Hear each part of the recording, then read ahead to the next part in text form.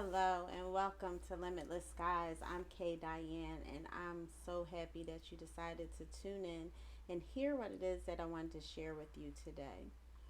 So, I've been reading this book called Prayer, The Ultimate Conversation by Charles Stanley. And in his book, Charles Stanley talks about God talking to us, guiding and comforting us. But if we aren't willing to obey what he asks of us, what does it matter? In James 1:22 to 24, it says, "Do not merely listen to the word and so deceive yourselves. Do what it says. Anyone who listens to the word but does not do what it says is like someone who looks at his face in a mirror and after looking at himself goes away and immediately forgets what he looks like." Charles Stanley also challenged, "Do not go forward until you're willing to do what he asks of you." So you can't go forward until you're doing what God asked you to do. So what has God asked you to do? In this phase of my walk with Christ, I have accepted that challenge. I have been diligently listening for God's voice and his guidance and not being the disobedient child that I have been. I've been listening and doing. When he tells me to do something, I'm stepping out on faith and I'm trusting that God's got my back. Guess what? He's got yours too. He's given us all gifts. And if it wasn't for God, I would not do anything. I probably would just be standing on the sidelines, being a good cheerleader that I am, and hiding my gifts under a blanket, just peeking out every now and again, which really doesn't help anybody. I love to learn. I love to grow professionally and personally, and I pride myself and learning as much as I can. But in learning those things, I'm learning new skills, new tools that I can share with other people. And God doesn't want me to hide that. He doesn't want that. He doesn't want me to keep that to myself. So I have to be a doer. I have to listen to what God is saying and do what He's telling me to do. Otherwise, I'm just being disobedient. And it may be uncomfortable to listen to God's voice in the beginning. You may not know what you want to do. You may want to do things your way. You may not even understand whether you're listening to God's voice or are you listening to your own voice, or maybe you're hearing the voice of the enemy.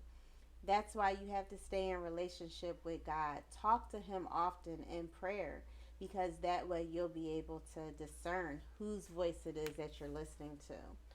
But don't worry and don't be afraid. You may have fear of doubt, you may have fear of failure, you may have fear of other people's opinions. The only opinion that matters is God's. He told us in 2 Timothy 1:7, "Do not be afraid. God has not given us a spirit of fear, but of power and of love and of a sound mind." So don't be afraid. Don't fear. Lean into your fears and use that as fuel to propel you into the places that God is opening doors for you to walk through. Go boldly with the power of God behind you. Walking in obedience, you're going to question your goals. You're going to question your motivations. But Christ is with you. You are building a strong relationship with Him if you would just talk to Him. In Joshua 1:9, it says, "Have I now commanded you? Be strong and courageous. Do not be afraid. Do not be discouraged, for the Lord your God will be with you wherever you go." So, wherever you're going, if you're going in God, Christ is with you. You are not alone. So, do not be afraid. And you can't just sit idly by and just think that God is going continually to do for you. Faith without works is dead. James told us that in chapter 2. So be mindful. You are listening to God's voice. You're doing what God has asked you to do, but you're afraid. God hasn't given you the spirit of fear, so let it go. Put the fear aside and fuel your goals to do whatever it is that God has called you to do.